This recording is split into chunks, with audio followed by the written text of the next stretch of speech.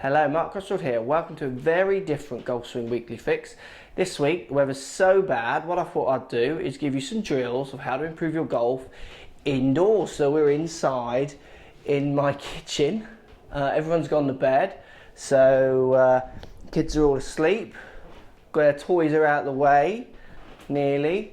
And what we're going to do, give you some drills, try and help you improve your golf while stuck maybe in the snow for the people in Sweden who have been messaging me on Facebook, or people who you can't get out and play because we're washed out down here in the southwest of England. So to give you some ideas of what you can practice even when you're not at the range or at the course to get playing some better golf. We've got question of the week. We've got all the normal golf talk as well, so loads to do. Got my shameless Let's Get Stuck in AskGolfGuru hoodie on at home in my trackies. So let's get stuck in.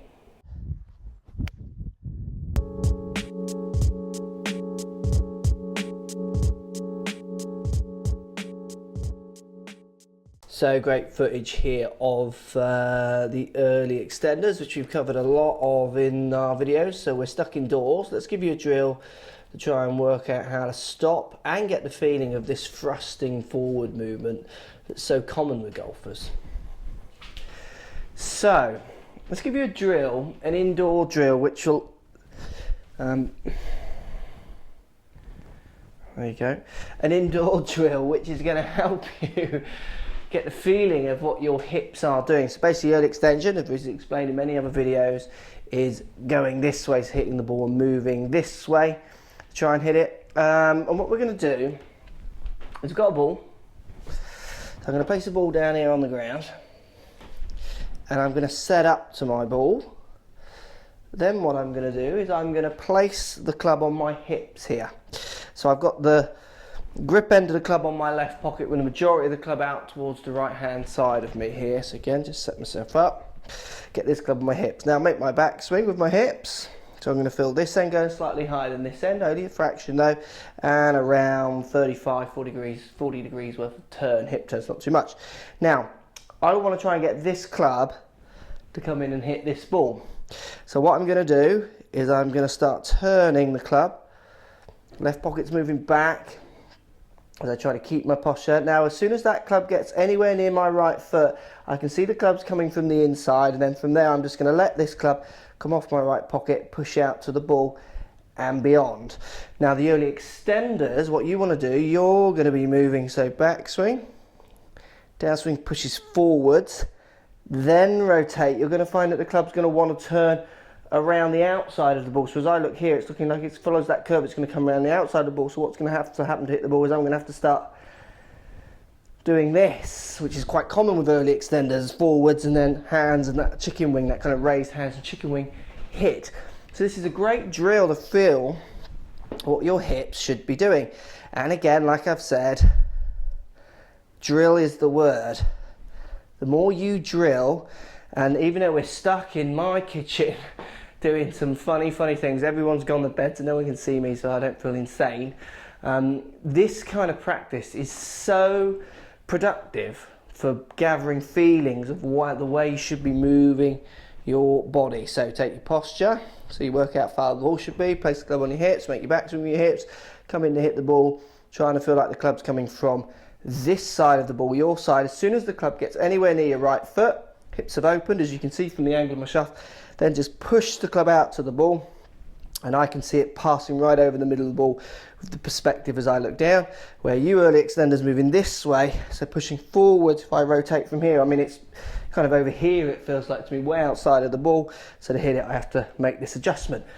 Great way, get that club lining up with the ball, get the feeling of your hips moving around rather than pushing forward. Do it in your kitchen, do it in your living room, do it where people aren't watching. Do it off course, off range, you'll find it makes a massive difference, almost as big a difference of just getting out there and hitting shots.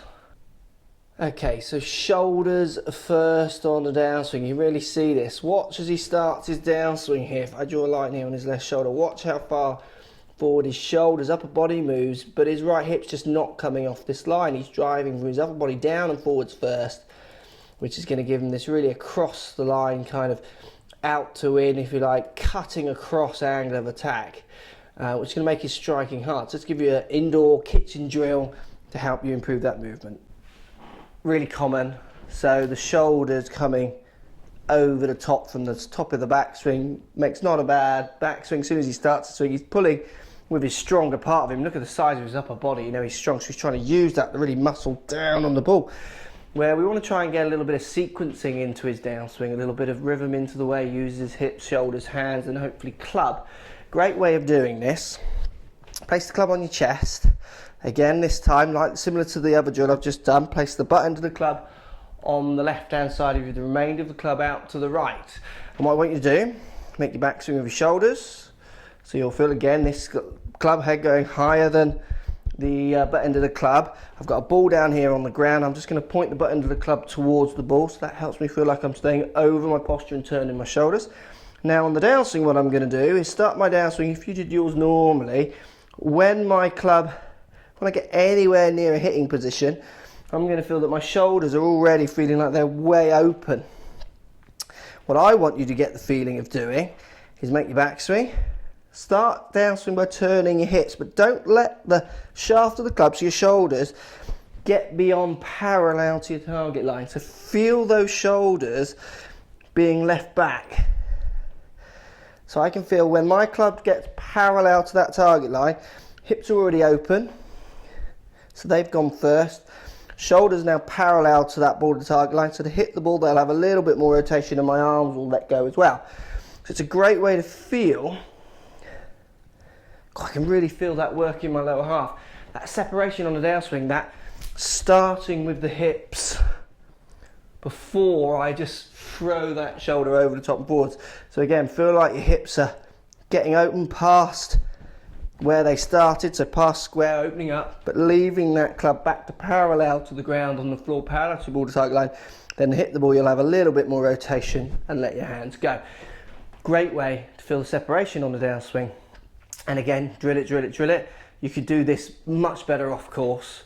And if you're doing it on course or on range, you should be doing this at home at the same time, even if you're not stuck in the height of winter. Hope that helps. A good looking swing here, lots of good movements. What we do see though, and it's quite pronounced, is we see coming through impact here, quite a lot of fishing for that ball, which then requires a lot of flipping. So flipping of the wrist, quite a dangerous way to hit the ball with that amount of flip, hands getting almost over your head here rather than should be exiting a little bit more out towards the left and up before coming round. So we just need to give you a few ideas of how to get a feeling for a slightly better follow through. So a good way of doing this indoors is with your old trusty door frame. So I've just got a 6-iron here. I've got some lines on the ground here from my flooring which helps me actually line up, because this line here of this wooden slat, if you like, is parallel to that door frame. So what I'm doing is put my feet along the wooden slat, and I'm just going to push through and get the shaft of the club to marry up with that door frame so it's more parallel with my feet on the ground. What we're seeing for you is your hands out here, so your hands moving along the line, almost pushing too much into out with a big flip to try and rescue it back to target.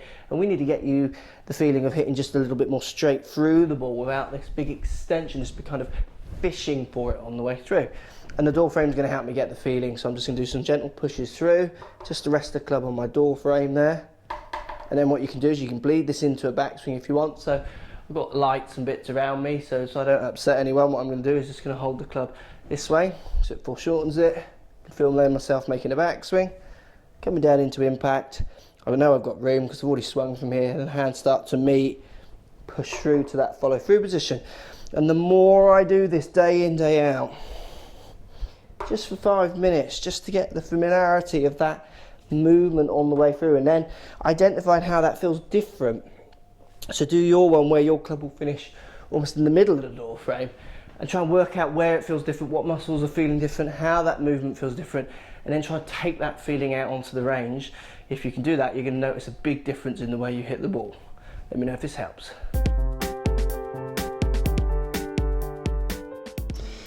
I had no idea that it made about 20 meters difference. I have a negative angle of attack, but never really tried to correct it because of being set in my waist. Why do so many pros choose a negative angle of attack? Is it a consistency choice while sacrificing the potential for distance? Well, interesting point. Lots of pros hit up at the ball. Lots of pros also hit down at it. Why do they do that? Well, let's think about it. When I hit my driver, naturally I hit up at the ball. It's what feels to me is going to give me maximum distance. It feels I can swing faster at it, and it suits the way I swing. If I'm on a very tight hole, a bit anxious, distance isn't the key, it's just keeping it straight, I would naturally turn a bit more on top of the ball and just try and push it down the fairway a little bit more. It's almost like I'm hitting like an iron shot, and I then change my attack angle to be more negative, so slightly down. It goes to about 1 down. You're going to find most tour pros, or not most, lots of tour pros hit down at the ball because they do feel that it does keep their ball on the straight and narrow. Most tour pros now are athletes, they're strong, they're swinging faster than I am. My average is around 101 to 105 clubhead speed. They're getting up higher than that as a rule. And you'll find that they can afford to hit down, sacrifice a bit of distance to make sure they're hitting the ball straight. You know, the world of golf at the moment has you believing that you've got to hit the ball miles to be a good player, and it's so not true. You've got to hit it straight. There are tour pros hitting it long distances out there, and some of the best are hitting it long ways. But someone like Jim Furyk, I've seen his TrackMan stats, he averages, I think, 105 clubhead speed. I can swing at 105, so that means I can win a major because I can swing as fast as him.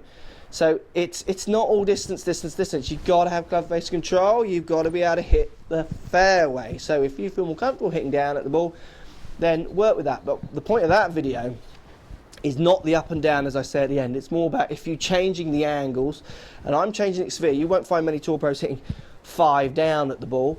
You can see how it changes the distance. So why invest so much money on these when you should be investing money on these kind of people to try and get you to hit the ball further, because you'll get real results. Change your club path, angle of attacks, face to path, all those kind of things. So why do they hit down on it? I think yes, sacrifice a bit of distance, get that control where they feel comfortable. If you look at most of the big guys, they are hitting a long way up. You got things on YouTube, Sean Foley saying Tiger, when he hits a really big long one, I think 6 or 8 up at it, he got on some of them. So it definitely does relate to your distance. But let me know what you think. Do you hit down or up? How far down do you hit? Do you know if you hit down or up? These are the questions that video is trying to get you to ask yourselves, rather than shall I have the Titleist or shall I have the Cleveland, shall I have the Mizuno or shall I have the Ping? The questions you should be first asking is what angles do I apply? Could I improve them in any way to maximise my distance? And then how could I work that back around into a club? Thanks for posting the comment. Really good. Thanks for watching the videos, and I hope that helps and gets you playing some better golf. Thanks for watching. So let's talk about ball position. I see so many people really fussing about ball position. Ball position basically is the ball in relationship to your feet, so what position it is in relationship to your 2 feet. You have forwards towards the target and backwards towards your back foot.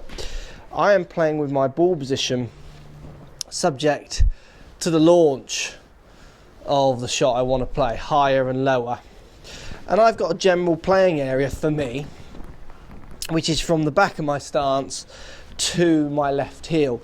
And between those 2 points, I can play any one of my clubs to make them go different heights. And the reason I say this is I've played with really good players who play a 4-iron from the middle of their stance, where if I play a 4-iron from the middle of my stance, it goes about head height. I have to push it much further forward, subject to my speed and my upward or downward attack of the ball as well. So ball position is, it's not a science. This is why so many people want ball position to be a definite. Where should I put the ball for my 7-iron? It's about finding the right position for you between these 2 points. This is the playing area, if you like, middle of your feet to the left heel. And when we talk about the middle of your feet with the ball position, I'm talking about the back of the ball, the bit you're going to hit, not the middle of the ball, the bit you want to hit. That starts from the back of the middle of my stance, going up to my left foot. I will play balls back in my stance. I'll play some wedge shots, and I'd also play some punch shots, which we covered in these videos before, from back in my stance.